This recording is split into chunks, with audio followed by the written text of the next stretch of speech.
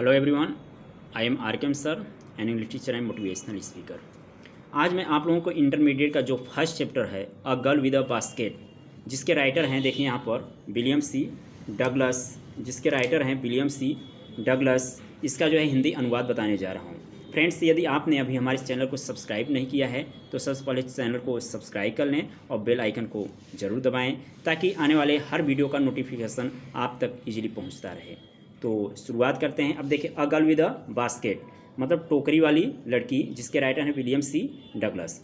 थोड़ा सा about the author के बारे में देख लेते हैं। देखिए, विलियम सी डगलस अ जज ऑफ सुप्रीम कोर्ट का एक न्यायाधीश of United states of America, संयुक्त राज्य अमेरिका, अर्थात संयुक्त राज्य अमेरिका का सुप्रीम कोर्ट का जज मतलब न्यायाधीश William C Douglas visited India, भारत आया इन 1950 में। ड्यूरिंग हिज विजिट, अपने भ्रमण के दौरान, he happened to travel from new Delhi to Ranikhet, a hill station in the Himalayas. अब देखिए यहाँ पर हैपेंड माने घटित हुआ, ट्रेवल माने यात्रा करने का मतलब मौका मिला, फ्रॉम न्यू दिल्ली नई दिल्ली से टू रानी खेत तक उसे यात्रा करने का मौका मिला। A hill station in the Himalayas, Himalaya में पहाड़ी, हिल स्टेशन माने होता है पहाड़ी स्थान पर। ही वॉज अ रियलिस्ट, वह एक यथार्थवादी, एंड सपोर्टर ऑफ लेबर, और मजदूरों का सहयोगी था। ही आल्सो लव्ड, वह पसंद किया करता था, सेल्फ रिस्पेक्ट, आत्मसम्मान, एंड सेल्फ कॉन्फिडेंस, और आत्मविश्वास। वह आत्मसम्मान और आत्मविश्वास को बहुत अधिक मानता भी था या प्यार भी किया करता था। He was fascinated and charmed with the natural beauty of India. He was fascinated, वह आकर्षित, एंड चार्म, वह आकर्षित हो गया, विद द नेचुरल ब्यूटी, एक वास्तविक सुंदरता से, आप इंडिया माने भारत के वास्तविक सुंदरता से वह आकर्षित हो गया। A girl with a basket माने टोकरी वाली लड़की, इज या a girl with a basket is one of his famous essay, उसके ऐसे मिस होता है देखिए, is one of his famous essay, उसे के एक प्रसिद्ध ऐसे माने निबंध होता है, निबंधों में एक है। अब देखिए अबाउट द लेसन, थोड़ा सा इसको भी देख लेते हैं। About the lesson, a girl with a basket, a girl with a basket has been written by William C Douglas द्वारा लिखी गई है। Who came to India after the partition of the country in 1950, जो देखो who came to India, जो भारत आया, after the partition of the country माने देश के बंटवारे के बाद, इन 1950, जो 1950 में देश के बंटवारे के बाद में भारत आया था। एट दैट टाइम, उस समय, India was full of refugee means होता है शरणार्थी, भारत शरणार्थियों से भरी हुई थी। Who are driven away by the communal fanaticism of Pakistan, जो हुआज ड्रिवेन भगाए गए थे बाई द कम्युनियल माने समुदाय, फैसिनिटीज माने धर्मांधता ऑफ पाकिस्तान, जो पाकिस्तान के सामुदायिक धर्मांधता द्वारा भगाए गए थे।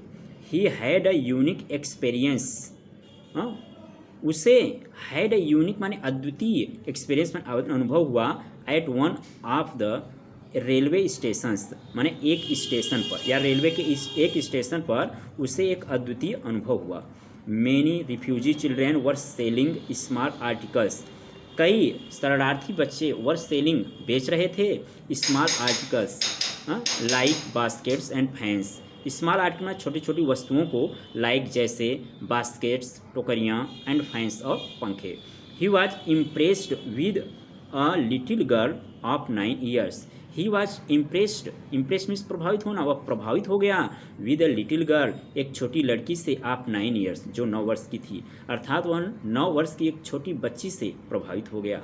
This essay is the collection of his valuable experiences, यह निबंध इज द कलेक्शन संग्रह है, ऑफ द वैल्यूएबल मूल्यवान अनुभव, अर्थात यह निबंध उसके मूल्यवान अनुभव का एक संग्रह है। तो फ्रेंड्स, अब देखते हैं जहाँ से ये चैप्टर शुरू होता है। देखिए यहाँ पर है आई हैड लेफ्ट, थोड़ा सा इसको क्लियर कर लेते हैं। I had left new Delhi for the Himalayas. I had left मैं छोड़ चुका था, न्यू दिल्ली नई दिल्ली को, फॉर द हिमालयास हिमालय के लिए, मैं हिमालय के लिए नई दिल्ली को छोड़ चुका था। I was going as far as Bareilly by train. I was going मैं जा रहा था, as far as Bareilly Bareilly तक बाई ट्रेन रेलगाड़ी से, मैं बरेली तक रेलगाड़ी से जा रहा था। And then by car to Ranikhet और फिर कार से रानीखेत तक। An old British army hill station. एक ओल्ड माने पुरानी, ब्रिटिश माने अंग्रेजी, आर्मी माने सेना की, हिल स्टेशन माने होता पहाड़ी स्थान। एक पुराने अंग्रेजों की या अंग्रेजी सेना की हिल स्टेशन माने पहाड़ी स्थान, लोकेटेड ऑन अ 6000 फुट, जो 6000 फीट पर स्थित थी। रिच, रिच का मतलब होता है लंबी पहाड़ी कतार। तो रिच अपोजिट, उसके दूसरी तरफ, अपोजिट मतलब दूसरी तरफ, 120 मील्स माने 120 मील तक स्ट्रेच माने फैली हुई थी आप स्नो कैप्ड हिमालय, बर्फ से ढकी हुई हिमालय, और उसके दूसरी तरफ 120 मील तक बर्फ से ढकी हुई हिमालय फैली हुई थी। द ट्रेन वाज स्लो, रेलगाड़ी धीमे थी। And it stopped at all the way stations, and it stopped और यह रुकती थी, at all the way station सभी स्टेशनों पर, एट एवरी स्टॉप हर स्टेशन पर। आई स्वंग ओपन मैं जोर से खोल देता था, स्वंग ओपन जोर से खोल देना, the door of my compartment अपने डिब्बे के दरवाजे को, एंड वॉक द प्लेटफार्म और प्लेटफार्म पर टहल लेता था। अब देखें उसके नीचे अगला पैराग्राफ, देखिए the platforms were packed with people.